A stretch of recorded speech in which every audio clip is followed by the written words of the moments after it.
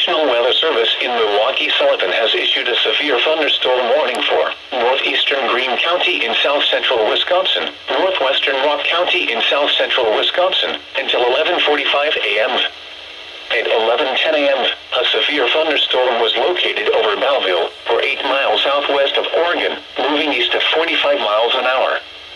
Hazard, quarter-size hail. Source, radar indicated. Impact, damage to vehicles is expected. This severe thunderstorm will be near Brooklyn around 11:20 a.m. Evansville around 11:25 a.m. Edgerton around 11:35 a.m. Other locations impacted by this severe thunderstorm include Fulton, Cooksville, Indian Fort, Attica, and Dayton. For your protection, move to an interior room on the lowest floor of a building.